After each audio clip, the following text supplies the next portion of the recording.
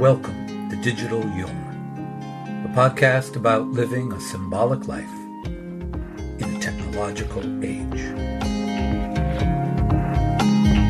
Man cannot stand a meaningless life.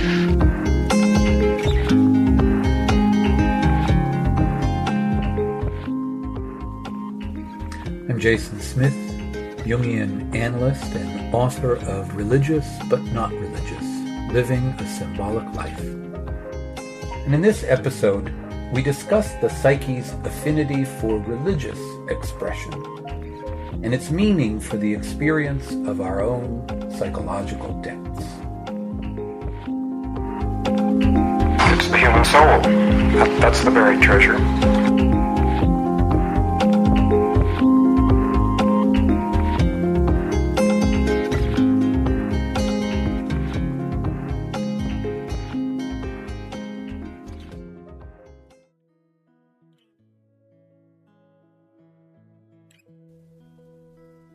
I do not, however, hold myself responsible for the fact that man has, everywhere and always, spontaneously developed religious forms of expression, and that the human psyche from time immemorial has been shot through with religious feelings and ideas.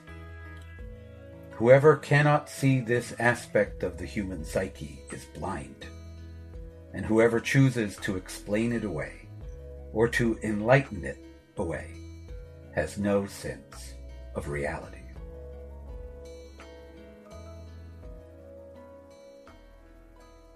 We are, by nature, religious beings, says Jung. Not only are religious forms of expression ubiquitous throughout human history and in every part of the world, but they're also foundational aspects of the psyche. The human psyche, he writes, from time immemorial has been shot through with religious feelings and ideas. And what Jung is getting at here is that in whatever direction you look, whether you're looking out at the world everywhere and always, or whether your gaze is turned inward to the activity of the inner life, you see undeniable signs of the psyche's affinity with the religious dimension of life. On the one hand, the abundance of religious forms and practices, the myths and symbols, rituals and dogmas, reveal a central preoccupation of the human soul, a prodigious religious imagination. On the other hand, when you look at the way the unconscious psyche of the individual manifests through such things as dreams, fantasy, and the creative imagination, you discover a remarkable similarity between the themes that these express and those expressed in the religious traditions of the world. And this is just what Jung found in his work with his patients. And it was true regardless of whether an individual consciously held religious beliefs or not. The unconscious naturally produces religious forms and ideas. In other words, what Jung realized was that the questions and concerns of religion live in us. They are part and parcel of our natural functioning, part of the native language of the soul. And this, of course, has major implications for how we conceive of our own human nature. For Jung, it means that the human being is not just a bundle of biological instincts and impulses, but also expresses what might be called an instinct for meaning.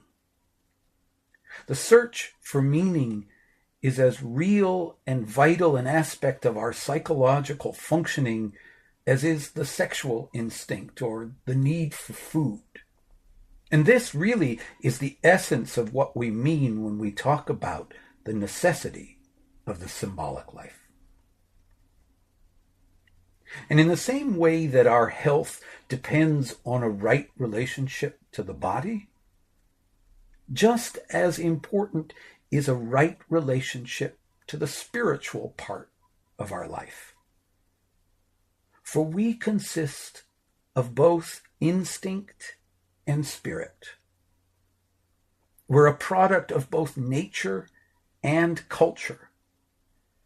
Expressed in a more religious tone, one might say that the human being is a mix of both heaven and earth, or as the poet Mary Oliver tells us, the farthest star and the mud at your feet are a family. Now, as I mentioned back in episode 3, the healing factor, it's difficult to talk about religion and the religious experience because it triggers some fixed ideas and associations for many people, and that can lead to all sorts of resistances or misunderstandings about what's being discussed.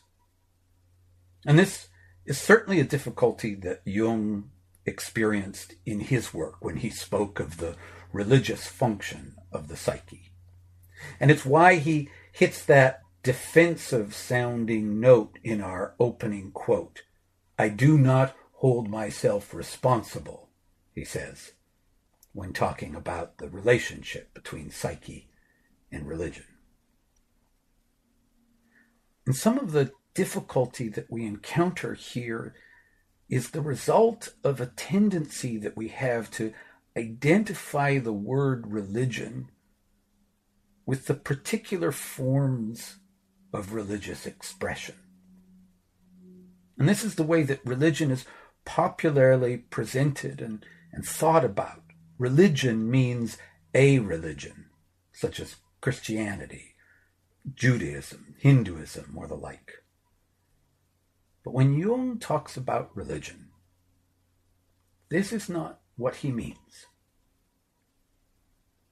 And one of the key things that he does is to differentiate between religion, which he conceives of as an attitude that one has, and what he calls a creed, which is the particular form or tradition, such as the religious community that one belongs to, or a body of specific beliefs that one holds. Religion and creed have a relationship, one to the other, of course, but they're not the same thing. And we might say that for Jung, religion is an individual psychological attitude, while a creed is a collective and practical structure. Or, to put it another way, religion and creed are, respectively, the internal and external manifestations of the religious impulse. The proper role of the external form, the creed, is to act as a kind of map for the development of the internal religious experience. And this brings us back to the earlier statement that I made, that religious forms and ideas are a kind of language that the psyche speaks. If this is true, then we might imagine that some familiarity with religious ideas and forms could help us become more familiar with our own psychological depths. And this is just what Jung suggests, at one point even stating that to really understand the psyche, as it manifests, for example, in dreams, a thorough knowledge of the spiritual history of humankind is indispensable. Now, of course, for most of us, a thorough knowledge of the spiritual history of humanity is probably not in our wheelhouse. But the basic idea still holds.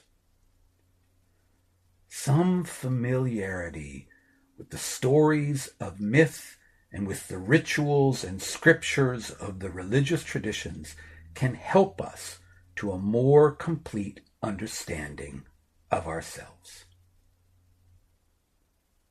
So, why? Why is this the case? Well, the main reason is that it breaks us out of our merely personal story and situates us in the context of a larger story.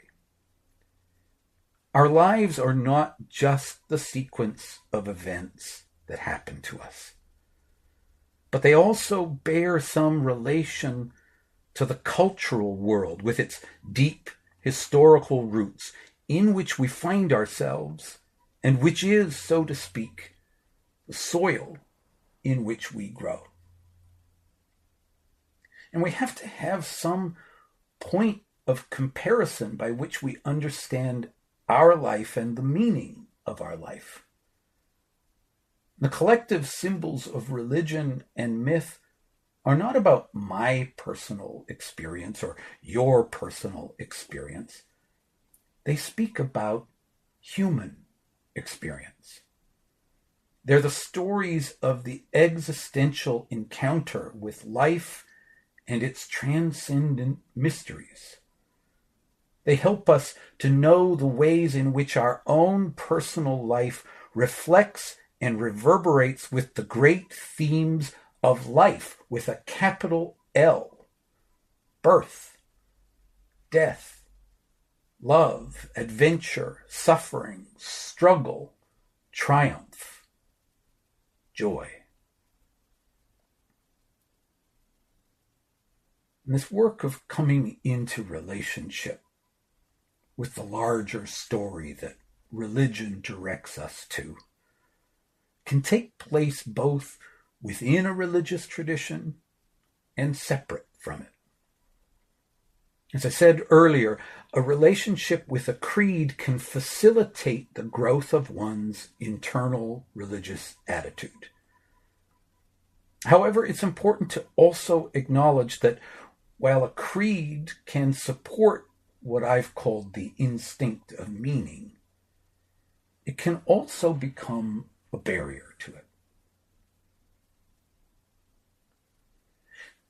And this is a poem by the 15th century mystic Kabir. And it expresses the importance of remembering the independence of the spirit, the internal manifestation of religion, from its external forms. And it goes like this.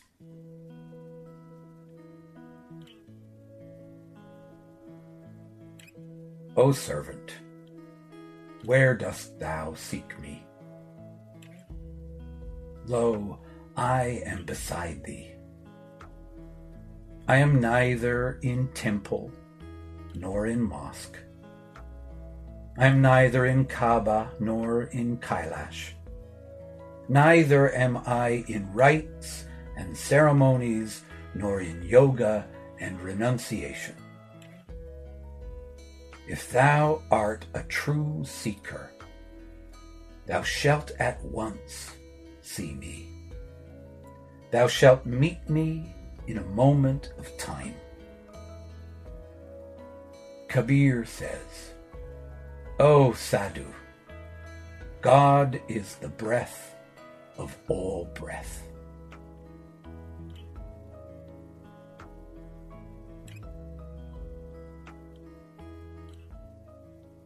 Now, Kabir, it seems, agrees with Jung. Religion and creed are two separate things. What is sought, says Kabir, is not to be found outside in the structures of religion. Even in the most holy and revered structures, like Kaaba and Kailash, two of the holiest sites in Islam and Hinduism. It's not found in the rituals and practices of the traditions either. What is sought is much closer to hand.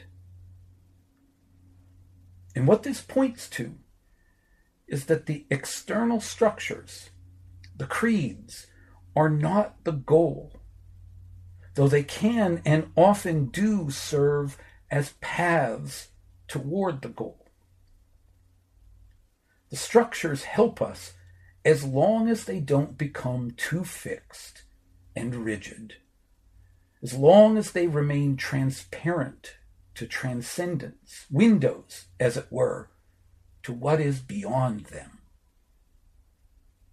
The theologian Abraham Joshua Heschel reminds us that our creeds are like music, translations of the unutterable into a form of expression. The structures and creeds are expressions of the feeling for the infinite that is already in us and around us. It is beside us, says Kabir, right here in this moment of time, the breath of all breath. And it is in the human psyche, says Jung, which is shot through with religious feelings and ideas. And so, given all that's been said, what are we to make of this idea of a natural and inborn religious impulse? What does this instinct for meaning mean for us?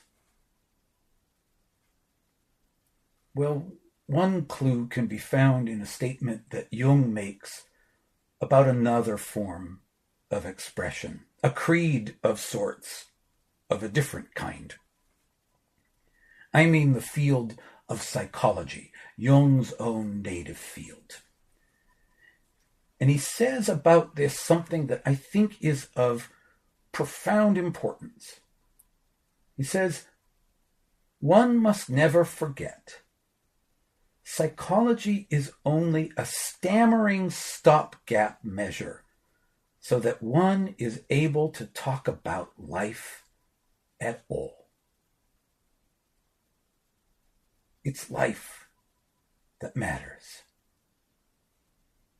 That's the takeaway here. Life and our relationship to life is the goal. We don't really know what life is, Jung is saying, and we need forms in order to be able to express anything about it at all. Life, in other words, is the transcendent mystery. And even though there are many forms that we use to talk about it, religion, psychology, science, philosophy, art, the spirit of life is not to be found in those temples or in the rites and ceremonies of those traditions. Rather, it's in the relationship that we form with the mystery of our being here. Those disciplines can be the paths that guide us along the way, but they are not the goal. And the work lies in the cultivation of an attitude, one that enables us to feel like we're part of a great story. An attitude that lets us know that we are really alive, and one that opens our ears so that we can hear that unutterable music of this life. And that is an attitude that I would say can probably best be described as religious.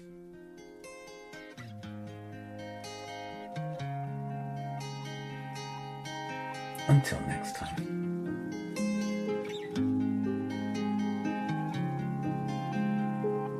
You'll find information in the show notes for all the sources used in this week's episode, as well as links to connect with me on social media.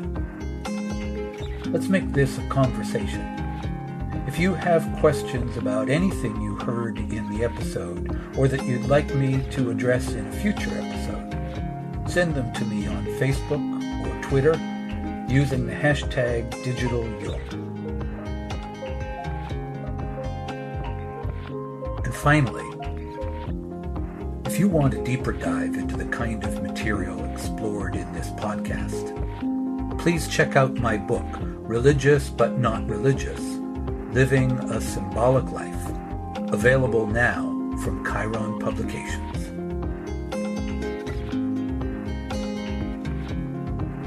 Thanks for listening, and take good care.